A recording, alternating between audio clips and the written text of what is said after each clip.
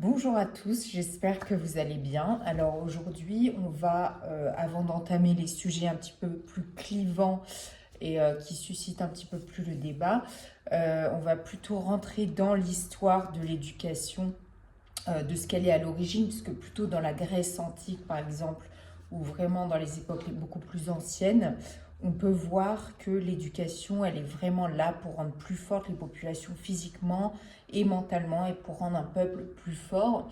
Et ensuite, on voit que dès le début de la révolution industrielle peut-être, ou à l'époque de Rockefeller et tout ça, on voit qu'ils se servent de l'éducation plus pour utiliser les autres à un but plus personnel, plus individuel, plus égoïste. Et donc, pas forcément d'éduquer les populations, mais de les rendre un peu plus obéissantes. Et donc là, on voit très très bien que d'ailleurs sur la décroissance, on va dire, de l'intelligence, de la force physique et mentale des personnes, on voit qu'il y a une vraie décroissance. Et donc c'est le problème, c'est qu'aujourd'hui les gens sont formatés et n'ont plus leur libre arbitre, libre pensée, sont un peu en pilote automatique et font les choses parce qu'il faut les faire et pas parce que les personnes ont envie de le faire. On le voit au niveau physique aussi, de la santé mentale. Et selon moi, ça c'est un point qui est très très important et qui a changé la donne. Alors n'hésitez pas à me donner votre avis. Je serais ravie de savoir ce que vous pensez, si j'ai loupé quelque chose, des idées, rajouter des choses, ce serait génial.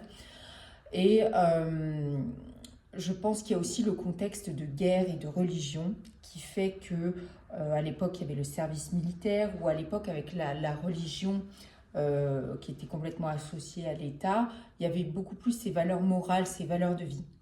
Il me semble que aujourd'hui on n'a plus le service militaire, il n'y a plus cette notion de religion, de valeurs morales. Et donc, est-ce qu'il est possible de trouver un autre moyen de rattraper, de retrouver ces valeurs morales, ces principes de vie, comme je pensais au stoïcisme ou des guides de vie comme ça. C'est pour ça que j'ai écrit Your Values. Alors, comment est-ce que ça peut s'instaurer au sein d'une société et est-ce qu'il est possible de retrouver ces valeurs-là et aussi de travailler sur la partie émotionnelle qui est très très importante, il me semble. On en parlera dans une prochaine vidéo. Donc voilà le contexte dans lequel je vous mets et puis on va débattre sur plein de sujets qui vont être très très intéressants. Je vous souhaite une très belle journée et à très vite. N'hésitez pas à me poser vos questions.